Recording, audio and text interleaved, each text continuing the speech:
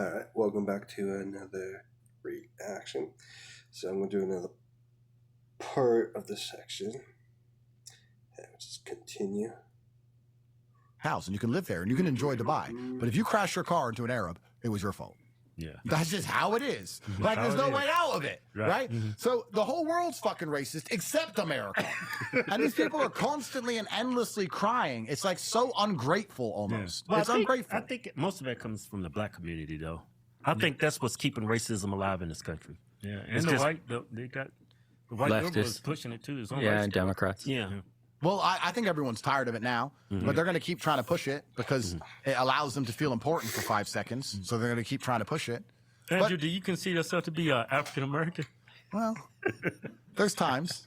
I'm like the day walker. I swap in and out. It depends. Right. You know? Yeah. You know, like I had an auntie. She's black and she talks like a white woman until she gets mad. Then she's Jamaican. Yeah. You ever had one of them? Yeah, definitely. That's like me. Yeah. Depends what mood I'm in. Yeah. Right. Sometimes I'm white, sometimes I'm black. Depends what mood I'm in. Yeah. But no, it's really interesting. And also, pattern recognition isn't racism. We need to make that very clear. Like if I think of a pedophile, I imagine a white man.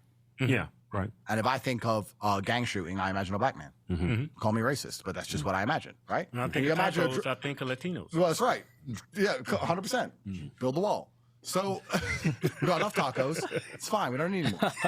So, If I walk into a restaurant, a Latino restaurant, and I see a bunch of Asians making tacos, I'm walking right out. 100%. Yeah. So racial stereotypes also exist for a reason, but now we're going to try and tell us that we have to ignore basic pattern recognition or it's racism. And this is the point that's difficult because I'll be completely honest with you. If I was Snow White and I was a police officer and I was in inner Chicago and it's 4 a.m. and I stopped a Toyota Camry and there's 4 black guys in it. And my partner got killed 2 years ago because of a Toyota Camry with 4 black guys in it. And they're not compliant. I'll be trigger happy.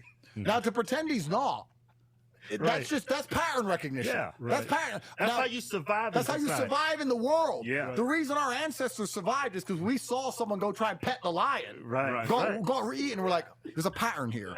Yeah. You tried. Oh, he died too. Okay, avoid the lion. Right. There's a pattern recognition. So Right. what's interesting, what's so scary about this racism argument is it prevents people. I'll give you another example of this in a second, but it prevents people from acting appropriately, understanding that perhaps the world's not a perfect place, perhaps it's never going to be fully balanced. So you need to understand when you are going to be deemed more of a threat. So if I was a completely black person in that Toyota Camry, I would say, this officer's intimidated guys. We would be on our best behavior. Right. Now, they'll sit and say, I shouldn't have to do that. You shouldn't have to lock your door at night. Yeah. But you do. Right. The world's not a perfect fucking place. Right. There's no such thing as shouldn't have to. Right. I'm a big man. If I go and knock, let's say my car breaks down, and I go knock on someone's door in the middle of the night, I know that I'm scary. If a little girl knocks, they may open it. I'm going to be more intimidating. I have to keep that in mind. I'm not going to be at the door like they're trying to flex. Yeah. They're not going to fucking open it. You have to know the game you're playing. Yeah, because But- white people, someone knock on their door, they're like, I don't know this guy. This is probably a home invasion. Yeah, exactly. Yeah. So what I'm saying is, and this get me in trouble, if you're a black person in the inner city and you understand how the inner city runs, when you're getting stopped by police, you should comply more than ever because you should understand perhaps it's unfair he has these preconceived notions. Perhaps it's unfair. Perhaps you're a great person. Perhaps, yes. But the world's not perfect. Yeah. Right. And thinking that the world is perfect and us trying to push this ideal version of the world where everyone ignores basic pattern recognition is bullshit and garbage. I'm more intimidated when I walk past 5 men. If I'm walking alone at night and there's 5 men on a street corner, I find that more scary than 5 women on a street corner. Am I sexist? No. No, that's fucking, I'm not a dumbass. I'm a realist. Right. I'm a realist. So this racism's gone so far now that we're disrupting the ability for people to be realists. So they're expecting a little white woman to walk past 5 big Negroes in the middle of inner city Chicago and be like, don't be racist, Jane. Don't be racist, Jane. Don't be racist. Hi, fellas. Like, bro, you're going to lose your handbag, at least. Right. That doesn't bother me. Like if I'm getting to an elevator, this happened to us. We'll get in an elevator and it's just a white lady and she'll just back in the corner and just like grab onto her purse. Yeah. I'm like, I don't blame you. 100%. Yeah. 100%. I don't blame you at all. But what's funny about it is they'll pretend that being intimidating is a terrible curse when it comes to something like a police stop. when they live their entire life trying to be as intimidating as possible. Exactly. You're standing a certain way. You're dressing a certain way. You're listening to certain music. You're fucking gangbanging. You want everyone to walk past you to know you're a real fucking G. You want everyone scared of you all the time. Except for when the cop gets scared and pulls his weapon, then it's like, whoa, what's the problem? You've been scaring people your whole fucking life. You've been intimidating people your whole life. Right. You could have had a 3-piece suit on. Yeah, I think that word racism is losing its edge, especially in the...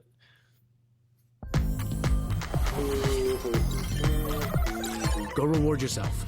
Go play. If you have Snap or Medicaid, you may qualify for a free iPhone or Samsung, plus up to 10 gig edge, especially in the don't give a F society that we're kind of living. We're swinging that pendulum way back from the progressive, politically correct world that we were just in even a few years ago. And it's swinging back hard, especially gaining momentum with, the left being such degenerates that they are.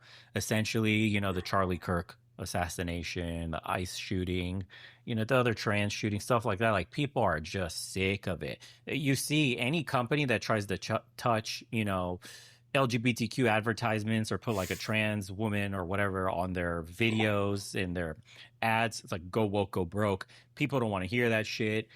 Jaguar, other companies that have tried to do rebrandings that were woke, absolutely tanking. Cracker Barrel was the latest one that tried to do woke shit, removing the old white man. They folded, put him back on there. They had a super woke CEO chick. People are done with that shit. Like, your words mean nothing, dude. Anything and everything could be racist to anybody who's offended. And it turns out people are so fucking soft today that everybody's offended by every fucking thing. So nobody cares anymore. Congratulations. And a fucking little hat. Yeah. You've been fine. No, you're wearing a fucking Crip bandana. Why do you think I was a gangster? Right. Like, Talking in Ebonics. Yeah, but it's bullshit. So all of this is done on purpose. This whole racism argument's gone way too far. As far as I know, black people and white people have basically the fair treat. The law applies to all of us. DEI actually gave black people a whole bunch of advantages over white people. So to sit here and believe that this is a racist country is completely ignorant. It's not a racist country. And you can succeed in this country if you, no matter what skin color you are, if you try your best and you conduct yourself the right way. And perhaps there'll be the odd scenario where you feel like you're being treated differently because of your skin color in a negative, but also you're not talking about all of the times you were treated in a positive because of your skin color. Perhaps because you're a big black man, you have problems in police stops, but you ain't got problems walking alone at night like a little white person does. So there's a bunch of times people are sitting there waiting to rob someone and goes, not him. Right. So you had the pros and the cons. Right. So you get the pros and the cons of these things. That's life. That's life. So You it's gotta take advantage of the pros. exactly. And just to go back on my point, because I mentioned it earlier, and I just want to wrap it up. I said about how Africa's poor because it's rich. I watched a really interesting study. You should watch it. It was about what makes the perfect nation. Because I was trying to build the perfect country in my mind. Like, what would make the perfect nation? It was talking about if you started from zero, how would you have the richest, most prosperous, perfect country? And it said the countries with the best weather are countries like England and Netherlands, because you want it to be a little bit rainy. You want to be able to have agriculture, and you don't want people to have too much fun for free. Like in Thailand, they ain't got to be rich. You just go to the beach, get coconut.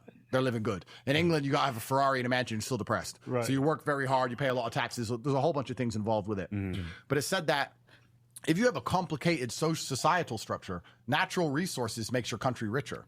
So like Norway is very rich. They have oil and a bunch of natural resources, but they have a complicated social structure. So they dig the oil up, and that money goes to the Norwegian Sovereign Wealth Fund, which goes into the stocks and bonds and the gold ETFs, and it's all tracked online, and they're a very rich country.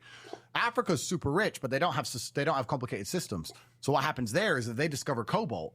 The problem with natural resources is it doesn't require society to get the value of it. So if you have a country that builds jet engines, you now need factories, which takes workforce, which need houses, which need universities, which need schools, which need hospitals, which needs roads. So you have to build all this infrastructure around it to produce these jet engines. If you find cobalt, you just got to dig it up out of the ground.